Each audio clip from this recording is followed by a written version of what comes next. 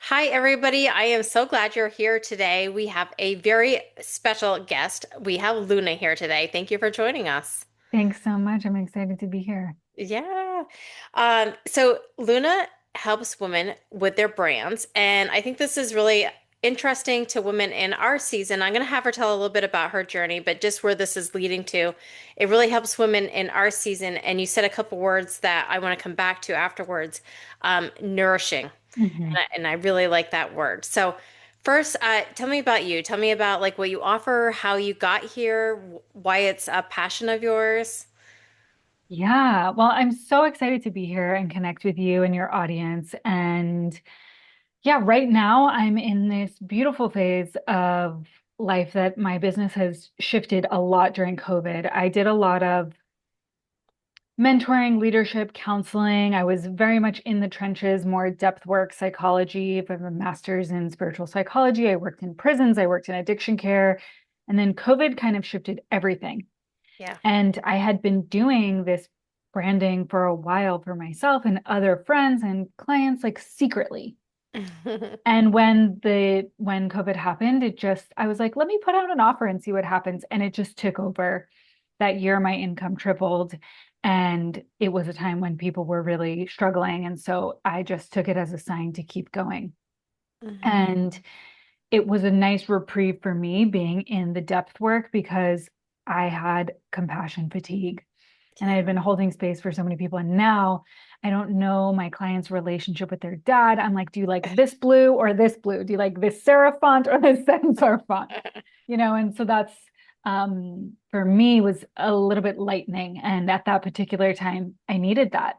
So I created a brand studio called Career Creative. We support women entrepreneurs to really have a brand presence that is creating a whole world, creating a universe, a lot of personal brands, thought leadership, really inviting people into a world. And those people, their audience, it's a place that they don't want to leave. It's a place where they're like, oh, I've been waiting for someone to say it like this. And so we work on messaging, business strategy, brand strategy, the visual design, and website. And so it's a full creative studio offering full spectrum branding and strategy. So it's been amazing and nourishing and really fruitful. And I get to work with women who are contributing to their often primary income and contributing to their household, if not, supporting the family in a big way. And for me, I was raised as someone with a single mom, like very single mom, not like co-parenting. No, not to take that single mom title away from Mhm. anyone whose situation is like that, but truly just on her own. And I think that primarily working with women who are taking care of responsible for their household income and it's their sacred work in the world. It's not just a job or a survival. It's like this is my passion, my path, my thing in life that I need to give myself to be a part, like a small part of helping that come into the world and that impacting them and their families and then all of their clients. I'm just so humbled by it. So it's been a really amazing experience. How nice. I love that.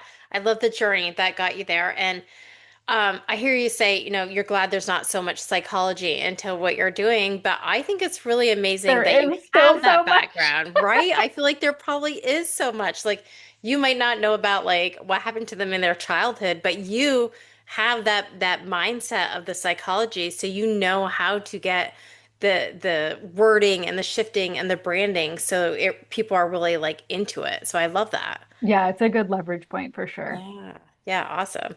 So you were talking about like women in my season, like in perimenopause or menopause, and they get to this point where they are feeling maybe like they have more to give, like they have more passion, they need to be nourished, and they want to nourish others with their education that they've learned. Like they are wiser and older and have more to give. Um, how do you find that this translate to your job, but also to like how does this translate to them? I can just see like there must be this transformation in them as well. hmm Yeah, I have a lot of clients in this age stage And they're often either rebrands or shifting from corporate to developing a personal brand as a thought leader. They've been in a field. And I really see the kind of 20s and 30s as this, at least for myself, as I move closer into my midlife, I'm learning how to move so much slower. Mm, And when I get hormone testing and all these different things done, for me in particular, it's like yin, slow down, just like lie on the floor and stretch and not be pushing, pushing, pushing, pushing, yeah. pushing because there's depletion, minerals, hormones, all the things, as Mm, I'm sure that you and your audience are also finding in your own ways. And so you spoke to this quality of nourishment. And hmm I think when we're trying to create and we're in this very ambitious age stage of building, building, building, and then you kind of build it and you're like, okay, now how do I feel? And oftentimes there's an arc that is really excited about what has been built and proud and riding that wave of whether it's income and notoriety or providing for oneself or just being, one's own boss or whatever it is for my particular field. Starting a business, it's big. It's big. Just like creating, I think of it like birthing a baby. You're birthing a business and it has a life of its own, and you're there to tend it. You're there to nurture it and create the environment for which it can thrive. That's our responsibility for anything that we create in the world, whether it's a child or a book or a business. Our creations deserve that. And so we're giving to it, but it's giving back to us in return. And there's this period that starts to kind of continue to ask that of us. And if we're not, and so as we get more into midlife, more into perimenopause, I find that it's a time where we really need a lot of nourishment and have to shift so much of our approach to life from giving, giving, giving, ambition, asserting, creating, doing, and really not that that stuff stops at all. A lot of women, their careers turn on at this age stage, but it's the how. It's hmm not what we're doing, but how we're approaching it that needs to shift. And the thing, it's similar to like working out in perimenopause. The workouts that I did in my late 20s are not the workouts that I need to do at this Yeah. age stage. And so I find that that's true in business as well. Yeah. And this more nourishing approach is the main thing. And so this common audience that I have is either women who've been very successful and they've built brands in their 20s and 30s and they stuck with it and they went the long haul, and now they're 45 and they're like, wow, this doesn't feel like me anymore. It's like a sweater that got shrunk in the wash. And they're like, okay, I'm speaking to a different person and I'm more mature and I've gone through these things, but my business is kind of still looks like this and sounds like this and visually is represented and the website is a decade old. And so I get a lot of rebrands for women who are looking for their brands to reflect the maturity that they've gone through in life and to reflect where they are now. And we notice a huge shift in their audience, in their sales because of the congruency.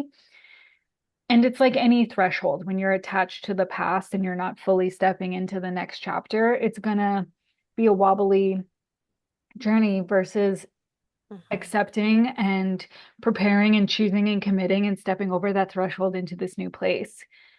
And then the other group is women who've been really successful in corporate, and they're transitioning out of that because they've been undernourished, because they've built this whole career, they've dedicated 15, 20 years of their life, and they're like, okay, I did all that. I got the job, I worked my way up the ladder, I got married, I have kids, maybe some of those things. And they're like, and then what? And it feels like life is kind of asking for this big, but instead of wanting to blow up your own life, it's like, what can I change that's actually going to create more nourishment?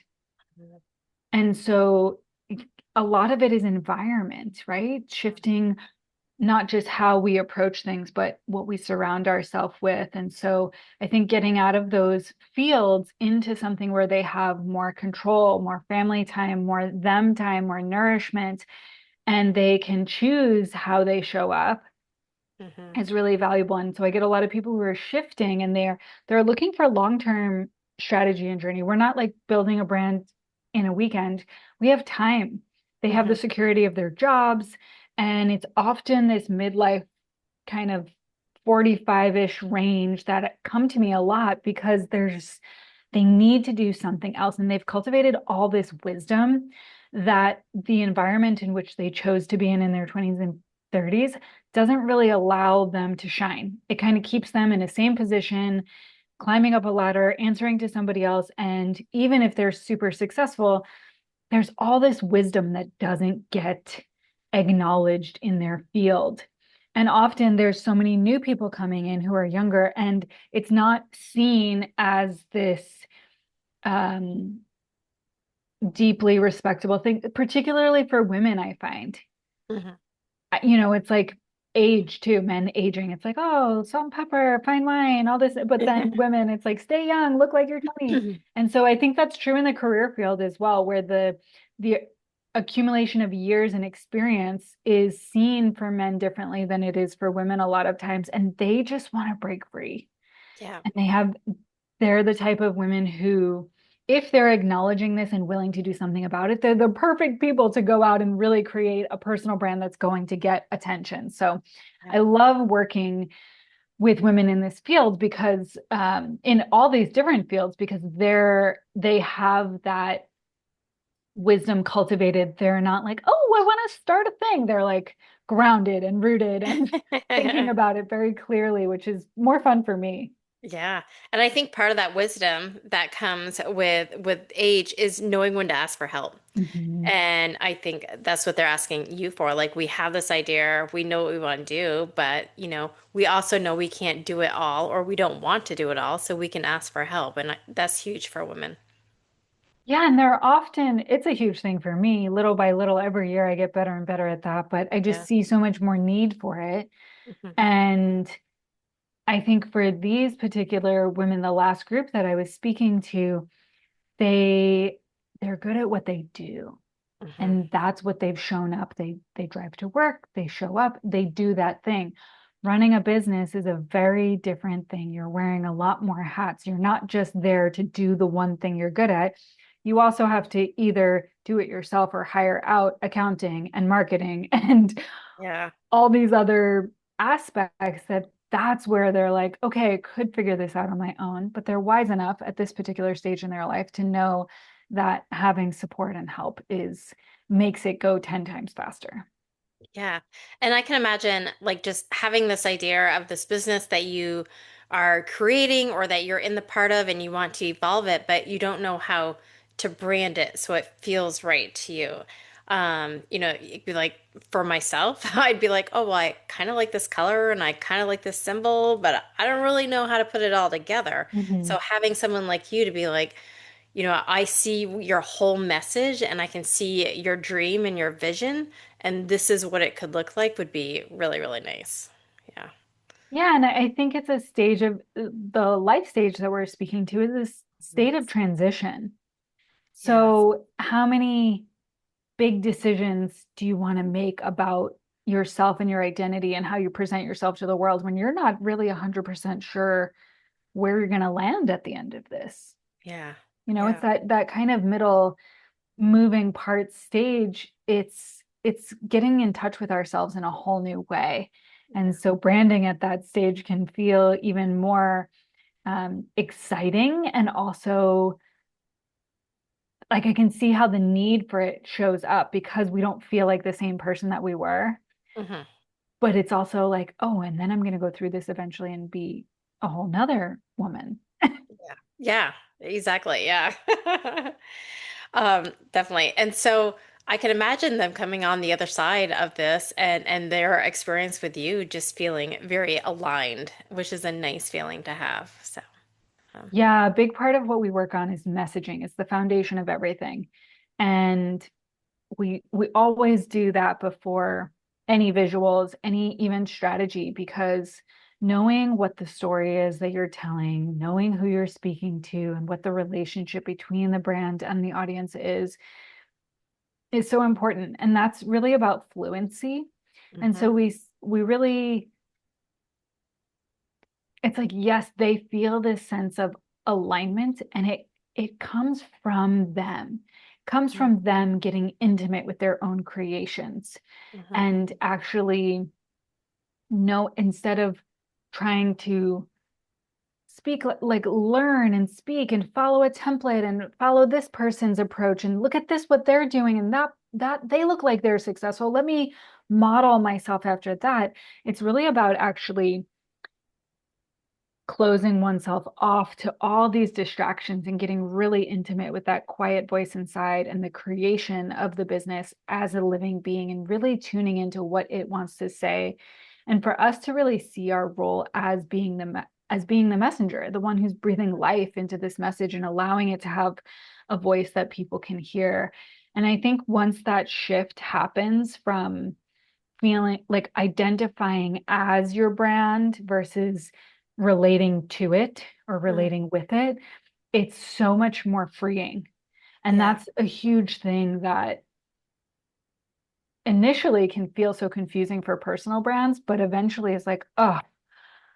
oh my God, I feel like it's not about me. I'm in service to this creation, to this brand, and it's actually not about me. And all the perfectionism leaves, and we're really here in service to its thriving, just like you would a child.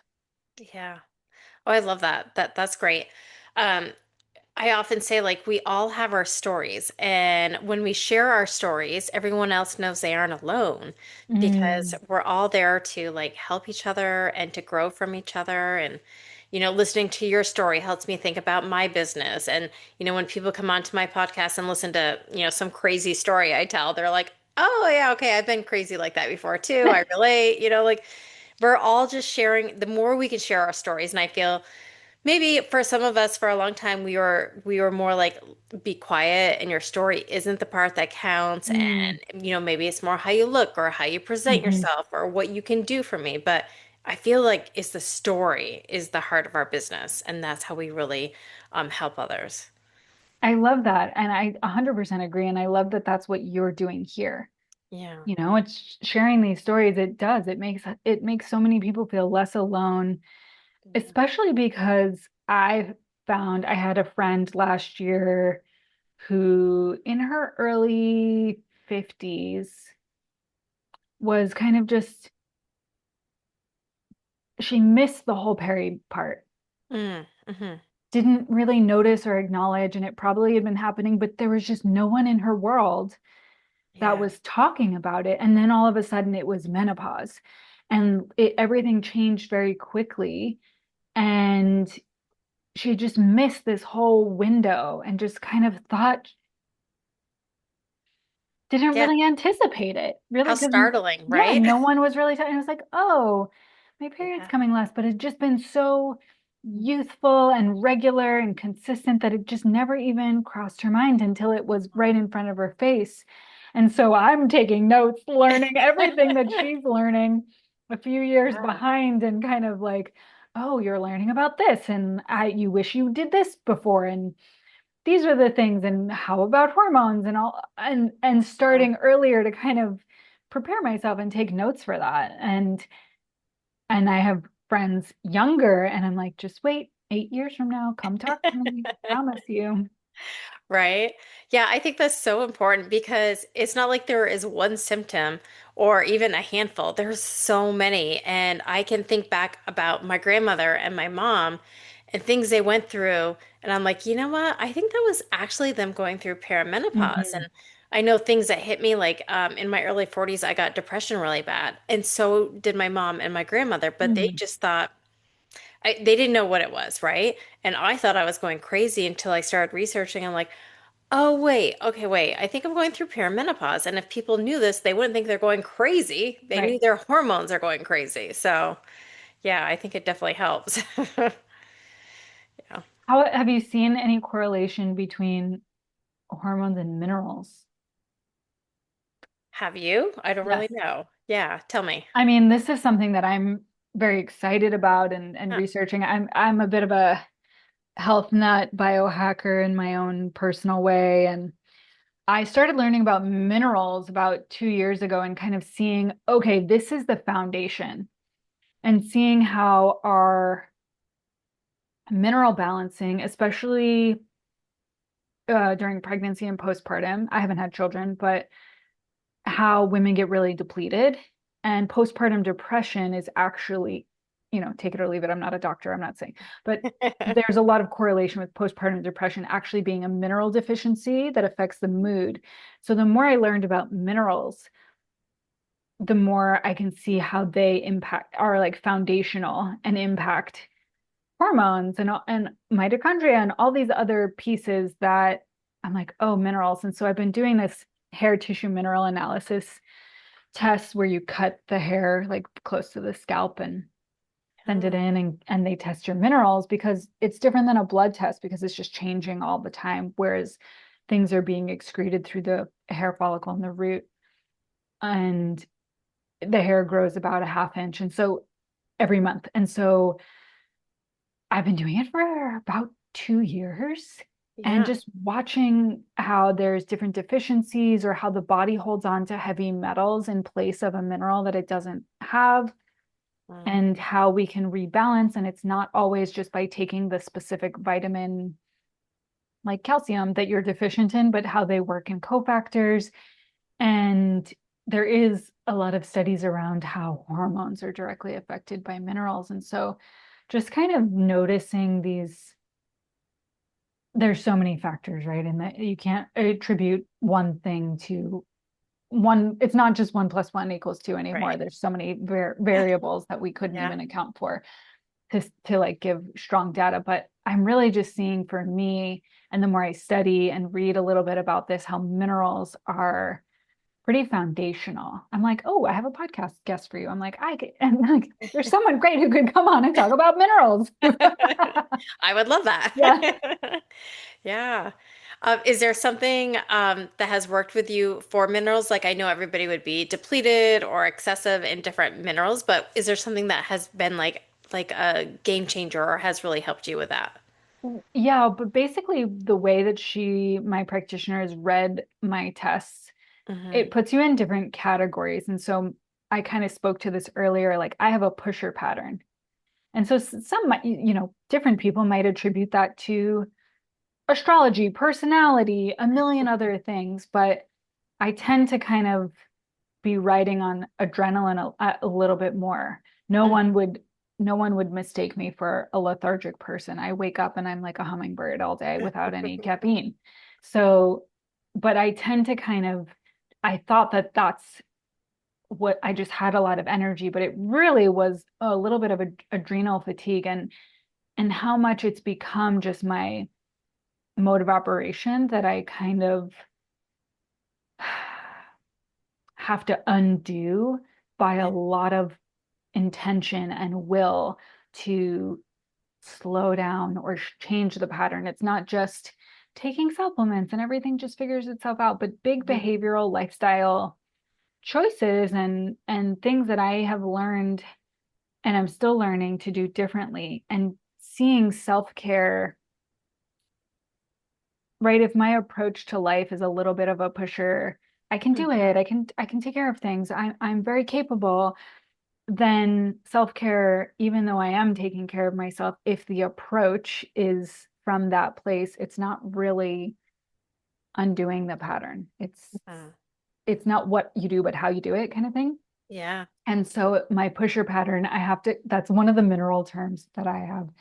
There's different people, but it's a lot of like it affects gut health and digestion and mood. And I Mhm. will just say that from balancing minerals, mood, consistency has shifted in a very noticeable way.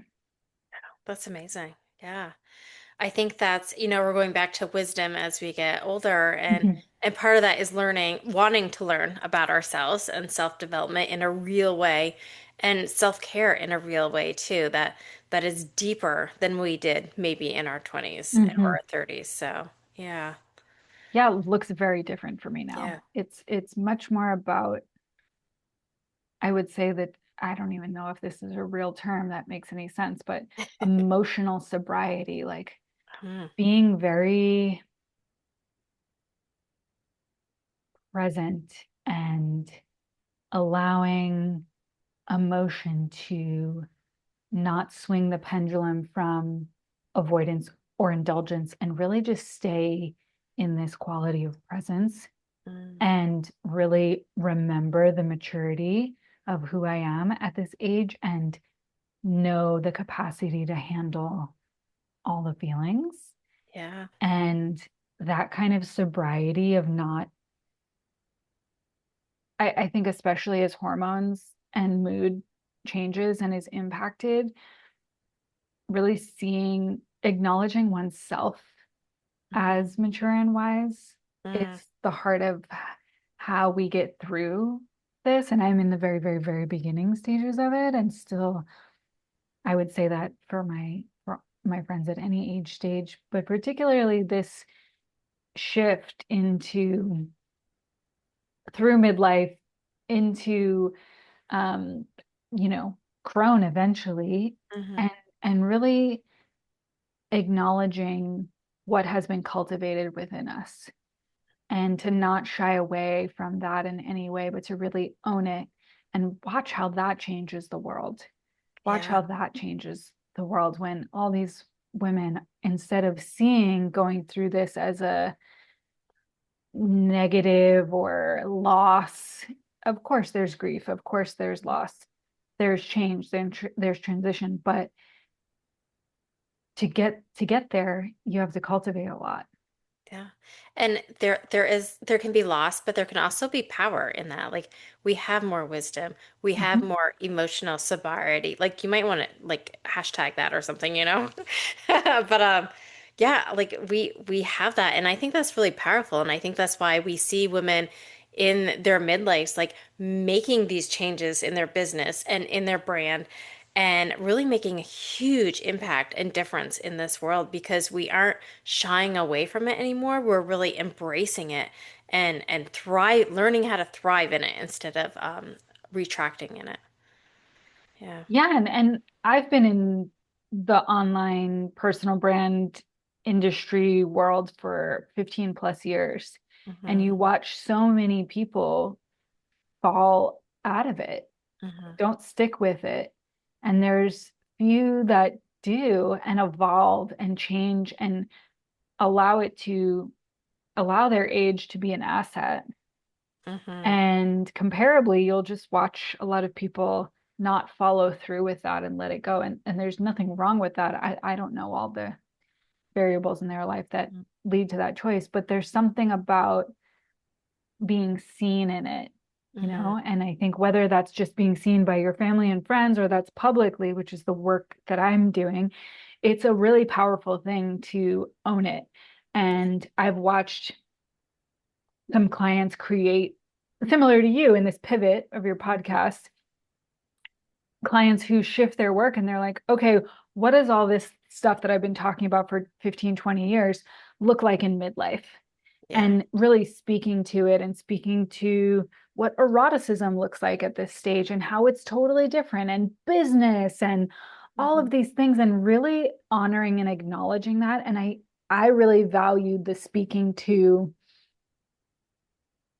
what you can speak to from your own experience and how many people are going to be like, oh, I love that you're talking to me and not trying to talk to everyone because I feel seen and I want to hang out here. I'm sure that's how people who've gone through the pivot from for you and have Hmm. stayed around in your audience are like, oh, you've probably gained a whole new audience, lost folks, and have people who've stayed along and they're like, this, I feel like this is for me. Yeah. Yeah. Again, being true to ourselves and our stories. Yeah. Mhm. Oh, I love that so much. I have a couple questions that I ask everybody who comes on. Yay. The first one is, what are you grateful for right now in this season in your life that you didn't think that you would be, but you're like, oh, I'm actually really thankful for this. Oh, I I had a bit of I'm turning 40 tomorrow at the time that we're recording this. Yeah. And I, November, so the month before, was even October, very existential, Hmm. very like, oh, I'm divorced and and like, I don't have kids and my life and money and where I live and all the things. I kept kind Yeah. of looking at it, not with any sense of lack or judgment, but just really being with it. Hmm. And there was things that felt disappointing in the moment. Hmm. And then it kind of faded. And there's so much joy for who I am. And there's a lot of unknown. Hmm. There's a lot of, I still want to have kids. Hmm. And who knows if that's going to happen. Yeah. And I don't know. And there's a lot of how business changes Hmm. because of that. And kind of not, it's been forcing me to not make big decisions. And because I happen to be a pusher and quite ambitious in the past, it's really asking me to just tend what's in front of me and not try to build anything else or create big things or do anything big that I might have to tend that could take away energy from this other thing that I actually really do want. Hmm. And I'm not trying. It's just, we'll see what happens, life. Yeah. And the life inviting me in this age stage, inviting me right now to just be with and not create Hmm. necessarily and not build things in the world and not grow my business and not expand this or do this, but just really tend and be with has allowed me to reside in a place where there's so much more gratitude for exactly where I'm at Hmm. and the wisdom. My my um my mom, my grandma, my great grandma, everyone was 25 or younger when they had kids. Yeah. And so I'm 40 and I remember all these years of being 25 through 40 and just being like not okay, this is not, it's for whatever reason, it's not the life path at this time, and feeling really grateful for that Hmm. because I got to gain all this wisdom. And I Hmm. feel like who I am now is much better suited to take on that responsibility and also take on the journey of if it doesn't happen and be good with myself and Hmm. feel blessed no matter what. Yeah. And I don't know if at a different age stage or place in life I would be able to give myself that space to be and Hmm. rest and just relax with what I have already created and feel like it is enough and Hmm. also feel prepared for any which way this goes. Yeah. Yeah, because that does take growth and it takes wisdom and it takes knowledge over time. So, being grateful for what you have and for what's to come, no matter what that is, Mm-hmm. that's huge. I like Mm-hmm. that. Yeah. Oh, thank you. Thanks for asking.